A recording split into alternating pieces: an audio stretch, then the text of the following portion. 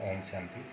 ओम शांति। ब्रह्मा कुमारी संस्था द्वारा सिखाए जाने वाले राजयोग के तीसरे अध्याय में आपका स्वागत है। Thank you. आज के लेसन की शुरुआत करने से पहले हम आपको बता देते हैं कि ये जो भी आप सुनेंगे या देखेंगे जी ये हमारी संस्था के हमारे अपने विचार है। इनका उद्देश्य किसी की धार्मिक भावनाओं को ठेस पहुँचाना नहीं है। अगर ऐसा होता है तो उसके लिए माफ़ी चाहेंगे। तो आज के लेसन की हम शुरुआत करते हैं। आज के लेसन की शुरुआत करने से पहले हम थोड़ा सा रिवीजन कर लेते हैं। जी अब तक हमने देखा कि हमें सबसे पहले खुद का परिचय दिया गया है कि मैं एक आत्मा हूँ, ज्योति के समान हूँ, बिंदी के समान हूँ। ये शरीर पांच तत्वों का पुतला है। शरीर में जब मैं आत्मा प्रवेश करती हूँ तभी जीवात्मा कहलाता है। मैं आत्मा शरीर के अंदर दोनों आंखों के बीच में विराजमान होती हूँ। मैं आत्मा ज्ञान, शांति, प्रेम, सुख, आनंद, शक्तियों का पुंज हूँ, 7 गुणों से भरपूर हूँ। फिर आगे वाले लेसन में हम देखा कि जैसे हम आत्मा है वैसे हम आत्माओं के पिता परमात्मा हैं। परमात्मा भी एक ज्योति के समान है जिसको हम प्यार से शिव बाबा कहते हैं। उसका नाम शिव है क्योंकि शिव का अर्थ होता है कल्याणकारी, और प्यार से हम इसको शिव बाबा कहते हैं। राजयोग के अंतर्गत हम परमात्मा को संबंधों से याद करते हैं, जैसे पिता, माता, भाई, बंधु, जो भी हमें अच्छा लगे, लेकिन मुख्य रूप से हम शिव बाबा कहते हैं। जब हम शिव बाबा को आत्मा समझ के याद करते हैं तो शिव बाबा के जो भी गुण हैं, शांति, प्रेम, आनंद, वो सारे हमारे अंदर आने लग जाते हैं। आगे वाले लेसन के अंदर दिखाया गया कि परमात्मा के ज्योति स्वरूप को, बिंदु रूप को सभी धर्मों के लोगों ने स्वीकार किया है। किसी न किसी रूप में हर धर्म के लोगों ने परमात्मा को ज्योति के रूप में, निराकार रूप में, बिंदु रूप के अंदर ही माना है। इस वाले चित्र के अंदर हमने देखा था कि हम आत्मा इस पृथ्वी लोक के ऊपर, धरती के ऊपर रहती है, अपने कर्म करती है, शरीर धारण करके पाठ बजाती है, लेकिन वास्तव में हमारा घर सूरज, चांद, सितारों से भी ऊपर, सूक्ष्म लोक से भी ऊपर ये परम धाम है, जहाँ से हम आत्मा इस संसार में पाठ बजाने आती है। और हमारा पिता परमात्मा जो जन्म मरण से रहित है, वो सदा इस परम धाम का रहने वाला है। तो जब हम राजयोग का अभ्यास करते हैं तो अपने आप को आत्मा समझ के अपनी मन बुद्धि को इस परम धाम में परमात्मा के ज्योति स्वरूप के ऊपर एकाग्र करते हैं और उसके गुणों का चिंतन हम करते हैं। अब आज वाले लेसन के अंदर हम देखेंगे कि परमात्मा शिव निराकार है, ज्योति बिंदु स्वरूप है, तो निराकार अपना कर्तव्य कैसे कराते हैं। वैसे भारत के अंदर प्रचलन है कि कई आत्माएं शरीर छोड़ जाती है और उनको कुछ मैसेज देना, कुछ करना होता है तो पितर के रूप में दूसरे तन में आती है। तो ऐसे यहाँ पे बताया परमात्मा का खुद का शरीर नहीं है, तो वो भी किसी दूसरे तन का आधार लेकर के अपना कर्तव्य कराते हैं। तो परमात्मा के लिए कहते हैं कि वो ब्रह्मा के द्वारा स्थापना, विष्णु के द्वारा पालना, शंकर के द्वारा विनाश का कर्तव्य कराते हैं। और ये जो 3 देवताएं हैं, ये देवताएं बाकी सभी देवताओं से भिन्न बताए हैं, अलग बताए गए हैं। तो वास्तव में ये 3 देवताएं हैं। इन 3 देवताओं का एक आध्यात्मिक रहस्य है। जैसे सबसे पहले हम ब्रह्मा जी की चर्चा करेंगे। ब्रह्मा जी को वैसे शास्त्रों के अंदर बुजुर्ग दिखाया है। ब्रह्मा जी एक ऐसा देवता दिखाया है जिसको बुजुर्ग भी दिखाया गया है, सफ़ेद कपड़ों में दिखाया गया है। बाकी सभी देवी देवताओं को सजा सजाया दिखाया है, लेकिन ब्रह्मा जी को सफ़ेद कपड़ों के अंदर दिखाया गया है। 4 मुख वाला दिखाया गया है और शास्त्र में वेद शास्त्र, हाथों में वेद शास्त्र दिखाए गए हैं। अब हम विचार करें कि 4 मुख वाला कोई हो सकता है? 4 मुख तो शोभा ही नहीं दे। समझो भगवान आपके ऊपर प्रसन्न हो जाए, खुश हो जाए, आपको कहे कि मैं आपको 4 मुख देना चाहता हूँ, तो क्या कहेंगे? नहीं चाहिए। जो एक मुख है वही अच्छा बना रहे, है ना। तो वास्तव में ब्रह्मा जी के जो 4 मुख दिखाए हैं वो भी प्रतीक है, और ब्रह्मा जी के हाथ में जो शास्त्र लिखा है उन सबका आध्यात्मिक रहस्य है। तो इसमें यही देखेंगे कि वास्तव में कलयुग के अंत में परमात्मा जब संसार में आते हैं तो परमात्माओं को कोई देवताओं का शरीर यहाँ पे नहीं मिल पाता है, क्योंकि देवता तो आज कोई है ही नहीं। तो परमात्मा एक साधारण तन के अंदर प्रवेश करते हैं, साधारण मनुष्य तन के अंदर प्रवेश करते हैं। साधारण तन होने के कारण ब्रह्मा जी को सफ़ेद कपड़ों में दिखाया गया है। सफ़ेद कपड़े साधारण तन का प्रतीक है। फिर ब्रह्मा जी को सफ़ेद दाढ़ी मूँछ वाला दिखाया गया है। माना परमात्मा शिव जिस तन के अंदर प्रवेश करते हैं वो बुजुर्ग तन में प्रवेश करते हैं, उनके 60 वर्ष की अवस्था में प्रवेश करते हैं, इसलिए ब्रह्मा जी को सफ़ेद दाढ़ी मूँछ वाला दिखाया गया है। सफ़ेद दाढ़ी मूँछ बुजुर्ग तन का प्रतीक है और दाढ़ी मूँछ भी कलयुग के तन का प्रतीक दिखाया गया है। फिर ब्रह्मा जी को 4 मुख दिखाए गए। वास्तव में 4 मुख परमात्मा आकर के जो ज्ञान सुनाता है वो सभी दिशाओं में, सभी धर्मों के लोगों के लिए होता है, इसलिए ब्रह्मा जी को 4 मुख दिखाए गए हैं। ये भी प्रतीक दिखाया गया है सभी धर्मों के लिए, सभी समाजों के लिए, सभी जाति के लिए, सभी दिशाओं का प्रतीक ब्रह्मा जी को 4 मुख दिखाया गया है। फिर ब्रह्मा जी के हाथ में वेद शास्त्र दिखाए गए हैं, है ना। तो परमात्मा आकर के वेद शास्त्र पढ़ के नहीं सुनाते, वेद शास्त्र तो हम पढ़ते आए हैं, सुनते आए हैं, जी। लेकिन परमात्मा आकर के सभी वेद शास्त्रों का सार हमें ब्रह्मा जी के तन में प्रवेश करके, साधारण बूढ़े तन के अंदर प्रवेश करके सभी वेद शास्त्रों का सार हमें सुनाते हैं। वास्तव में इनका नाम दादा लेखराज था। ये पाकिस्तान सिंध के रहने वाले थे। जी। जब इनकी उम्र 60 वर्ष की होती है तब परमात्मा इनके तन में प्रवेश करते हैं और इनका नाम प्रजापिता ब्रह्मा रखते हैं। वास्तव में ये वो भाग्यशाली रथ है जिसके लिए कहते हैं कि भागीरथ ने गंगा लाई। भागीरथ ने गंगा लाई और सागर के बच्चे जो जल में रहते हैं उनका उद्धार किया। तो वास्तव में परमात्मा शिव इनके तन में प्रवेश करते हैं, भाग्यशाली रथ के अंदर प्रवेश करते हैं और इनके तन के अंदर प्रवेश करके ज्ञान गंगा बहाते और जो हम आत्मा परमात्मा शिव सागर के बच्चे हैं जो विकारों में जल रहे हैं, हमारा फिर से उद्धार करते हैं। तो वर्तमान समय परमात्मा शिव का करते हुए प्रजापिता ब्रह्मा के तन में प्रवेश करके ज्ञान और योग सिखा करके हम आत्माओं में फिर से देवी गुणों की स्थापना का चल रहा है।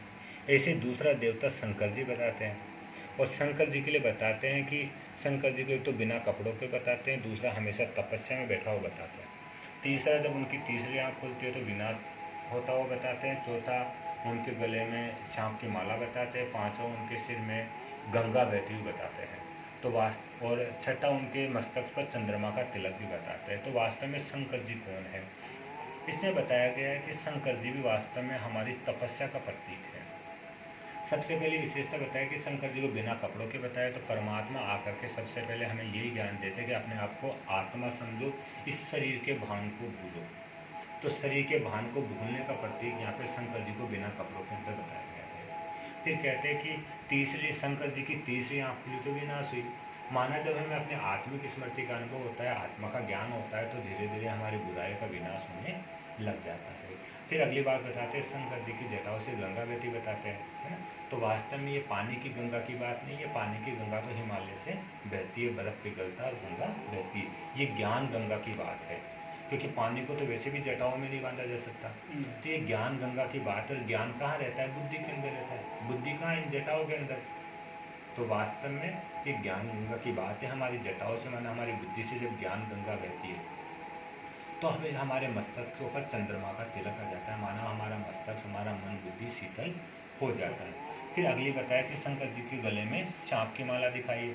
अब सांप भी कोई माला के रूप में पहनने का नहीं होता है, लेकिन वास्तव में सांप बुराइयों का प्रतीक है। जब हमारी आत्मा की तीसरी आँख खुलती है, हमारी बुद्धि में ज्ञान धारण होता है, हम शरीर के भान को खत्म करते हैं, अपने आप को आत्मा समझते हैं, मस्तक हमारा शीतल हो जाता है, तो सांप जो विकारों का प्रतीक है, माना विकारों पर बुराइयों पर भी हमारी विजय प्राप्त हो जाती है और हमारी तीसरी आँख खुलती है तो हमारी बुराई का विनाश हो जाता है। तो वास्तव में शंकर जी हमारे तपस्या का प्रतीक है। फिर तीसरा देवता विष्णु जी बताया गया।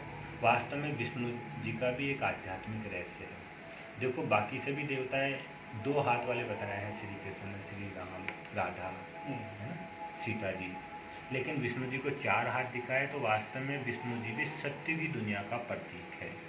इसमें 2 हाथ स्त्री के, 2 हाथ पुरुष के हैं, माना सत्य की दुनिया में स्त्री और पुरुष को समान अधिकार प्राप्त होते हैं। या यूँ कहें, इसमें 2 हाथ लक्ष्मी के, 2 हाथ नारायण के हैं। तो परमात्मा कहते हैं विष्णु की दुनिया में चलना है, जहाँ विष माना जहर, विकार, नो माना नाखून के बराबर भी ना हो, ऐसी दुनिया में चलना है। तो ये 4 चीज़ें हमें अपने जीवन में अभी धारण करनी है। ये 4 चीज़ों का एक आध्यात्मिक रहस्य। जैसे पहले हाथ में शंख दिखाया गया है, तो परमात्मा कहते हैं विष्णु की दुनिया में चलना है तो हमें शंख ध्वनि करनी है, माना हमारे मुख से जो भी वचन निकले, जो भी शब्द निकले, वो कल्याणकारी शब्द निकले, ज्ञान युक्त वचन निकले, तब हम विष्णु की दुनिया में जाने के अधिकारी बन पाएंगे। ऐसे दूसरे हाथ में चक्कर दिखाया है। वैसे तो बताया गया है कि विष्णु जी ने चक्कर चलाया, अफला ने असुर को मारा, लेकिन देवताओं के लिए तो कहते हैं अहिंसा परमो धर्म। ये तो हिंसा होगी, किसी का गला काटना। तो वास्तव में किसी दूसरे के गले काटने की बात नहीं है, ये खुद को देखना और खुद के अंदर की बुराइयों का गला काटने की बात है। क्योंकि नाम ये सुदर्शन चक्र, सु माना स्वयं और दर्शन माना देखना। स्वयं को देखो और स्वयं के अंदर की बुराइयों का गला काटो। ऐसे तीसरे हाथ में गदा दिखाई है। गदा शक्तिशाली बनने का प्रतीक है। तो वास्तव में जब हम शंख ध्वनि करेंगे, अपने अंदर की बुराइयों का गला काटेंगे, परमात्मा से योग लगाएंगे, तो हम आत्मा शक्तिशाली बन जाएंगी और विकारों पर विजय प्राप्त हो जाएगी, तो हम विष्णु की दुनिया में जाने के अधिकारी बन जाएंगे। और तीसरे हाथ में कमल, चौथे हाथ में कमल का फूल दिखाया है।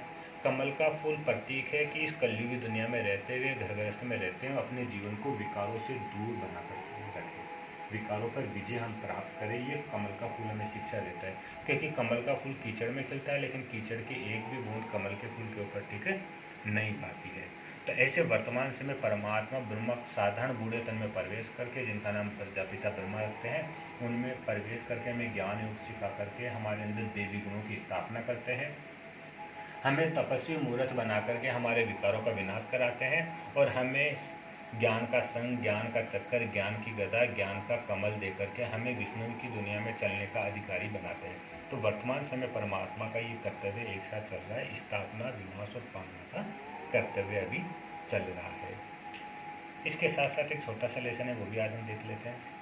यहाँ पे हम देख रहे हैं शिव और शंकर जी। वैसे तो शिव और शंकर को दुनिया के अंदर एक ही माना जाता है, लेकिन यहाँ पे हम इन दोनों को अलग अलग बताते हैं। अलग अलग बताने का हमारा उद्देश्य ये नहीं है कि कोई कमज़ोर है या कोई शक्तिशाली है, लेकिन अलग अलग बताने का हमारा उद्देश्य ये है, अलग अलग बताने का हमारा उद्देश्य खाली ये है कि परमात्मा, जब हम परमात्मा का ध्यान करें तो उसके ज्योति स्वरूप का ध्यान करें, ज्योति स्वरूप के ऊपर बुद्धि एकाग्र करें।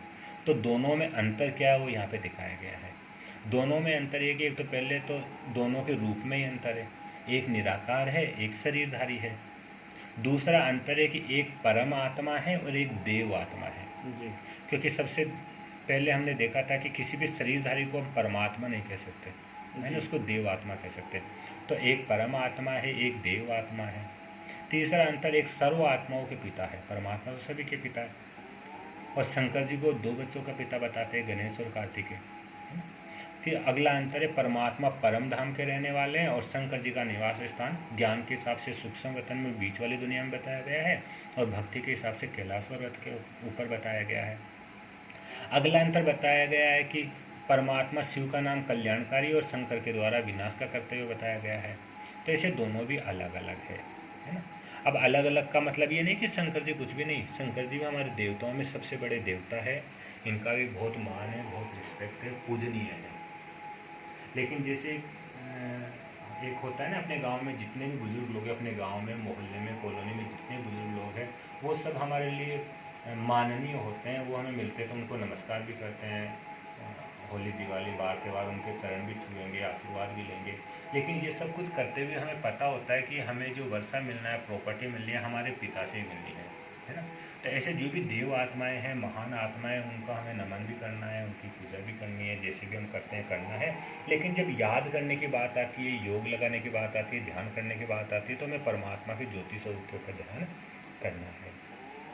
और देखो यहाँ पे वैसे ही बताया गया कि हम शिवरात्रि मनाते हैं, है ना। परमात्मा के अवतरण का जो दिवस है हम शिवरात्रि के रूप में मनाते हैं। वैसे किसी का जन्म अगर रात को 12 बजे भी हो तो जन्म दिन मनाया जाता है, जन्म रात नहीं मनाई जाती। लेकिन परमात्मा के लिए शिवरात्रि क्यों कहा गया है? और वैसे तो परमात्मा का जन्म भी नहीं होता। तो वास्तव में ये 12 घंटे की रात और दिन की बात नहीं है, ये तो कलयुग की घोर अंधियारी रात की बात है। जब कलयुग में घोर अंधियारा हो जाता है, चारों तरफ पाप अत्याचार बहुत ज़्यादा फैल जाता है, तब परमात्मा इस संसार में आते हैं और हमें ज्ञान की रोशनी देते हैं, हमें योग लगाना सिखा करके विकारों पर, बुराइयों पर विजय प्राप्त कराते हैं। तो ये अज्ञान अंधियारी रात खत्म होकर के वापस से दिन की शुरुआत, माना सत्य की शुरुआत होती है। इसका प्रतीक परमात्मा की यादगार शिवरात्रि मनाया जाता है। तो वास्तव में दोनों भी अलग अलग हैं, एक देवात्मा, एक परमात्मा है। तो पूजा हम भले किसकी भी करें, लेकिन जब हम ध्यान लगाते हैं, मेडिटेशन करते हैं, याद करते हैं, तो परमात्मा के ज्योति स्वरूप के ऊपर अपना ध्यान एकाग्र करें, उसके ऊपर अपना ध्यान एकाग्र करें। तो ये था आज का लेसन कि परमात्मा का कर्तव्य 3 देवताओं के द्वारा होता है और शिव और शंकर अलग है। कल वाले लेसन में हम आत्मा के पुनर्जन्म के बारे में जानेंगे कि आत्मा पुनर्जन्म कैसे लेती है और सृष्टि चक्र कैसे चलता है। आज का लेसन समाप्त करने से पहले हम कल तक के लिए होमवर्क भी दे देते हैं और फिर 2 मिनट राज्यों का अभ्यास करके हम आज का लेसन समाप्त करेंगे। कल तक का हमारा होमवर्क था कि मैं आत्मा हूँ, शिव बाबा की संतान हूँ। और आने वाले कल तक का हमारा होमवर्क है मैं आत्मा और मैं आत्मा परम धाम की रहने वाली हूँ। सारे दिन में बीच बीच में अभ्यास करना है, मैं आत्मा हूँ, ज्योति के समान हूँ, और मैं आत्मा परम धाम की रहने वाली हूँ। अभी हम 2 मिनट राज्यों का अभ्यास करेंगे। जैसे जैसे मैं बोलता हूँ वैसे वैसे आपको बुद्धि से देखना है, उसका चिंतन करना है। ठीक है। ओम शांति।